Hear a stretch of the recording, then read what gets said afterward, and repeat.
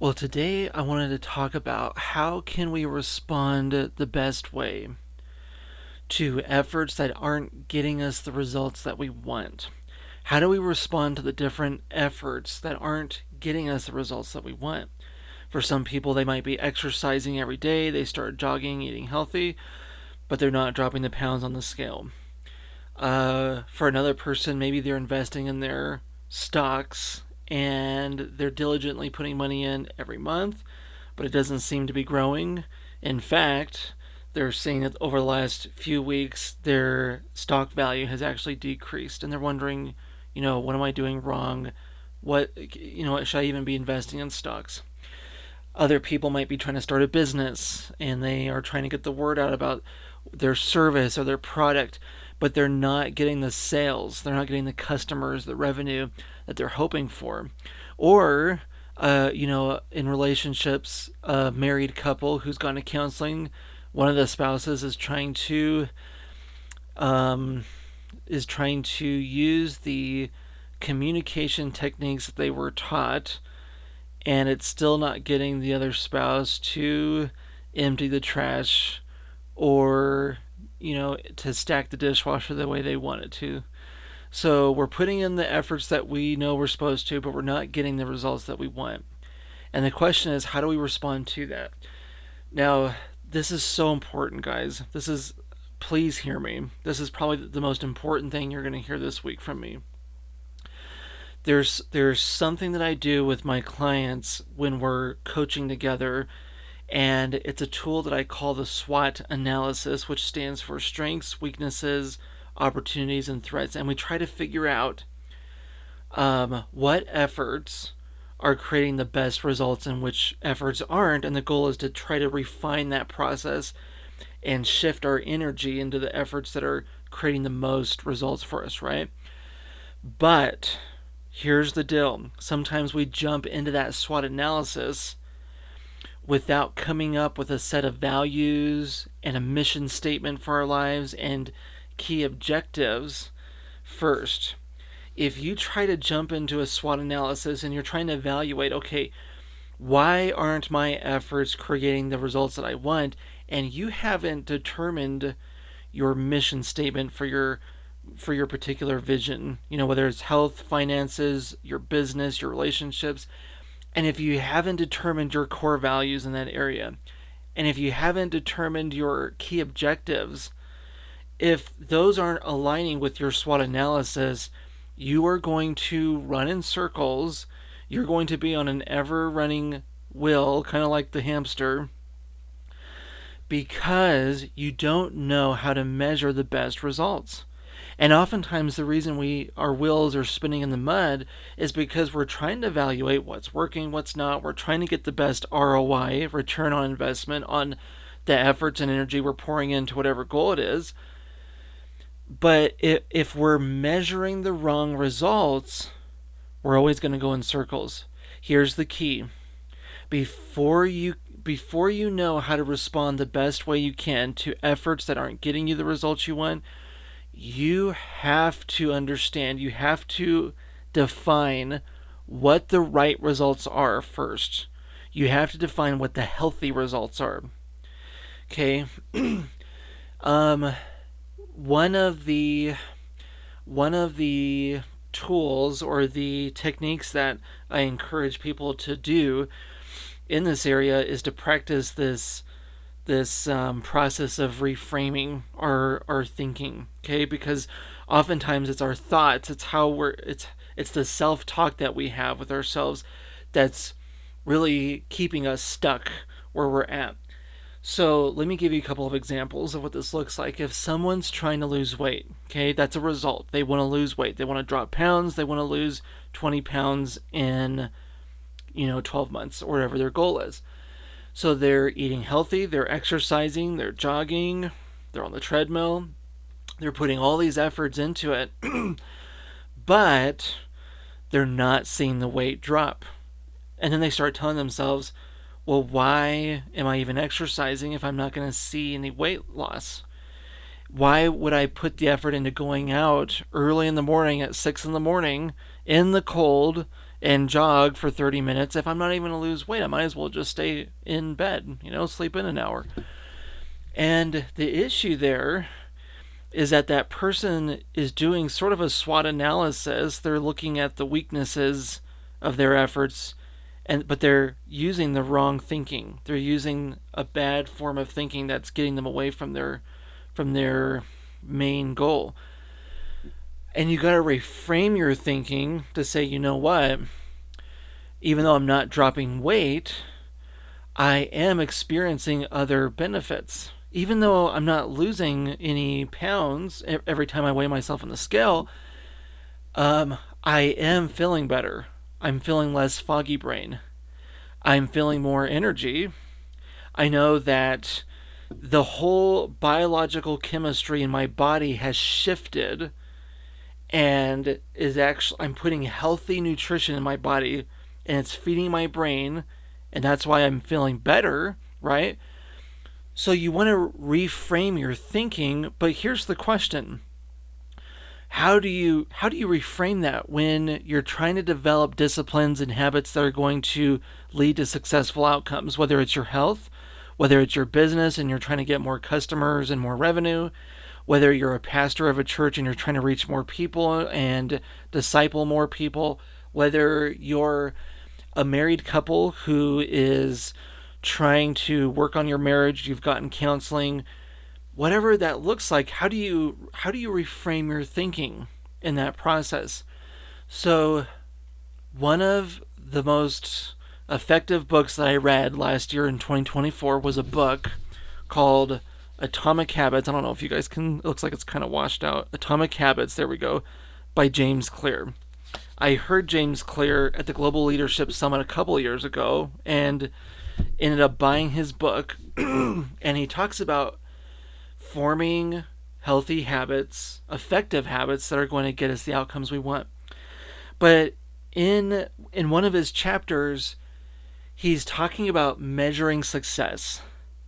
Because measuring success, celebrating the little wins along the way, it fuels our drive to continue those habits, okay? Oftentimes we really don't measure success. We only measure failures, which detracts from progress. So in this chapter, he's talking about how we've got to monitor our success. In a way, we've got to do some kind of SWOT analysis on what's working, right? But he makes this really, really interesting point that I agree with. And he talks about how we get so hung up on the wrong result that it ends up detracting from our success. And I'll just read a couple of things that I underlined in this chapter here. He says, the dark side of tracking a particular behavior is that we become driven by the number rather than the purpose behind it. Now let that sink in, because when we're trying to become healthy and we're exercising and we're eating healthier, sorry, my voice is getting a little raspy here, but when we're trying to be healthy, what's the first thing that we start tracking? Our weight. We want to track how many pounds we're losing, or the inches that we're losing around our waistline. But we don't measure the whole purpose behind why we're trying to lose weight. And Simon Sinek talks about this. I don't think I have his book in here with me, but that's another book I highly recommend. Simon Sinek's book, Start With Why, or Finding Your Why. And we forget about the entire purpose of why we wanted to lose weight in the first place.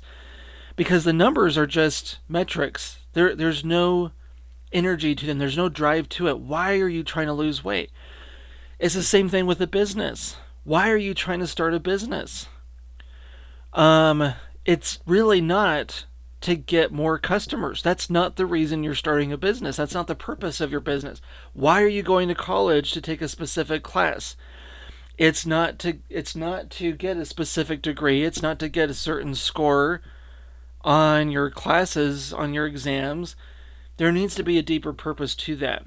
So I love what he says about the dark side of tracking particular behaviors that we come up with for ourselves is we become driven by a number instead of the purpose, instead of the why behind that goal. And then he says this in the next page. He says, just because you can measure something doesn't mean it's the most important thing. Wow. And just because you can't measure something doesn't mean it's not important at all. So that is a great way to practice reframing your thinking when you're pouring efforts into a particular goal. Okay?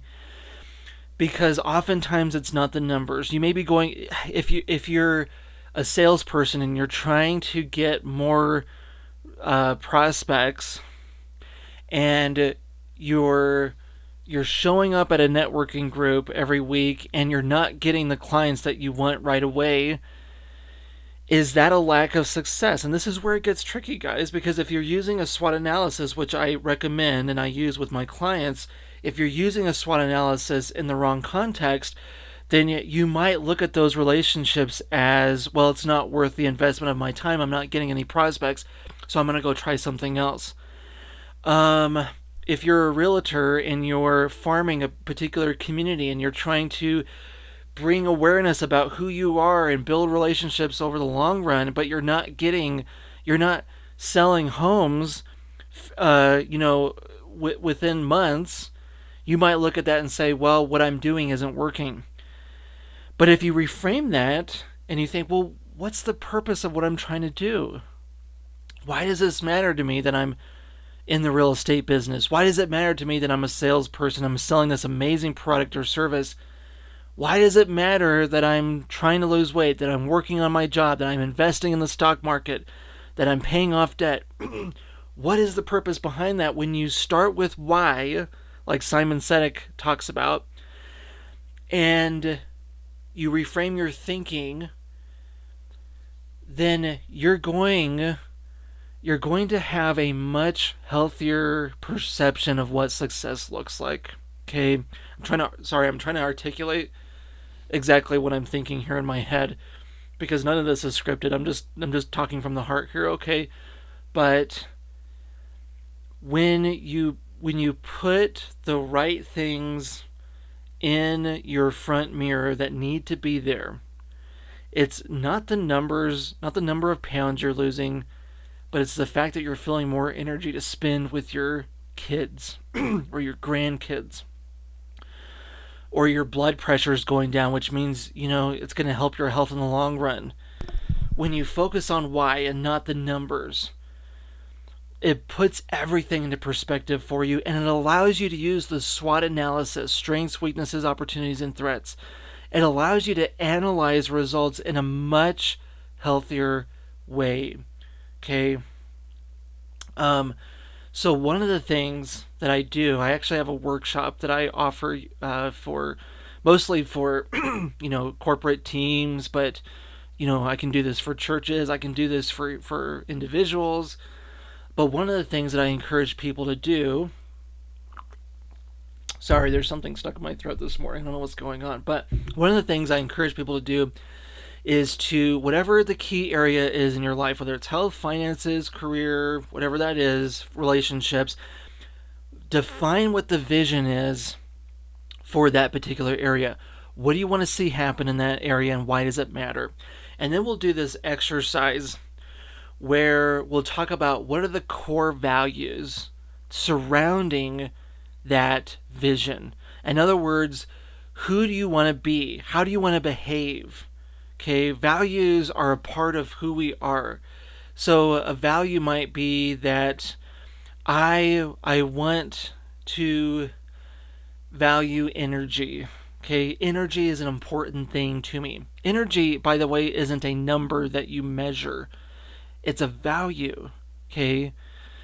Another value, if we're talking about health, could be, making memories with my family. When you're out of shape, you can't go hiking with your family during the summer. You can try, but Most people are out of shape. They're losing out on going to Garden of the Gods, and hiking with their family, making memories. So that might be one thing. Memories, energy. Those are all core values that align with your vision in that key area of health. And then what we do once we've established vision, once we've established the core values, then we work on key objectives. Key objectives are the question of how do we want to get there?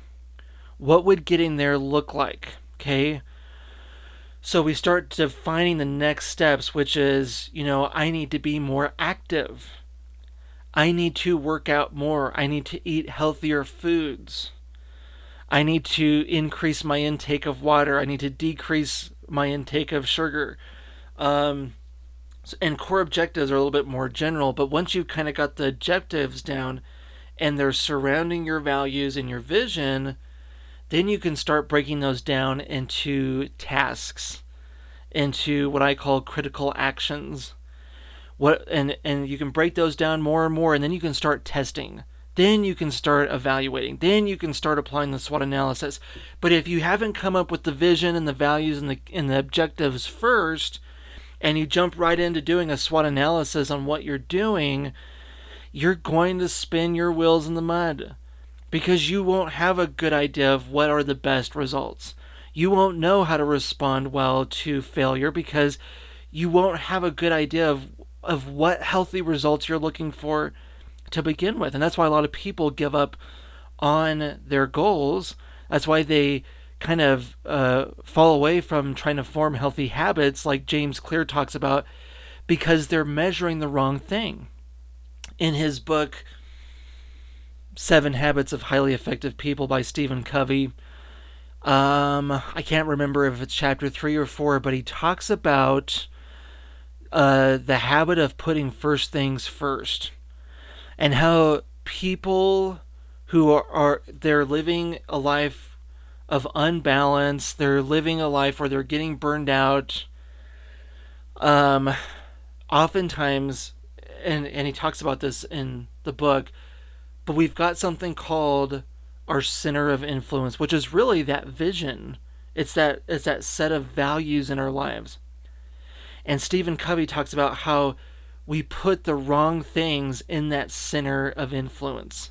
We put our jobs in there. We put our careers in there. We put all these different things in there when really there should be a deep vision and a set. I think he calls them principles, but it's your core values that need to be in that center of influence first.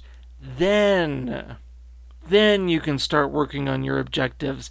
Then you can start working on critical actions. Then you can start testing out ideas and testing out tasks and finding out what your strengths are and your weaknesses are and brainstorming potential opportunities and preparing for different threats. You can do the whole SWOT analysis. But if you haven't put first things first yet, you're going to burn yourself out over time. You're going to spin your wheels. You're going to go in circles. You're going to give up quicker on your dreams. So what does that look like? What does that look like to you to reframe your thinking, to put first things first, to restructure your center of influence, to come up with a vision, a set of core values, some key objectives that support those values, and what would it look like to do a healthy SWOT analysis on what's working and what's not? So here's my invitation to you.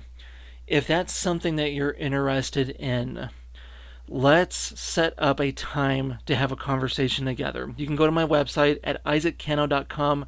By the way, I hope this video is stirring something in you. You may not agree, you may not understand. Some of the things I'm talking about may be new to you, but I hope it's getting you to kind of chew on some new thoughts, to think about your life and what you've been doing with a different perspective. Okay? But if you go to isaaccano.com, if you're a new client, there's a page on there where you can fill out a form to do your first coaching session absolutely free. There's never any strings attached to that. The goal for that is just to get some clarity of where you're at in your life and try to come up with an idea of what a vision would look like for your life, for a key area in your life. Again, health, finances, etc. And what a plan could look like, what some good results would look like. And if you want to go further beyond that, and if you want coaching on coming up with a vision for a key area, coming up with core values, coming up with key objectives, determining your critical actions that are going to help you achieve true success. And if you need a coach to do that SWOT analysis with you, then let me know and we can have a conversation about that moving forward, okay? But thank you for watching this video. If you guys ever have any questions, please post them in the comments. If you liked this video, feel free to like this on social media or YouTube, wherever it's at. Thanks for watching, and I hope, the best for you. I'm rooting for you. I'm championing you on to be successful in whatever goals you have in life.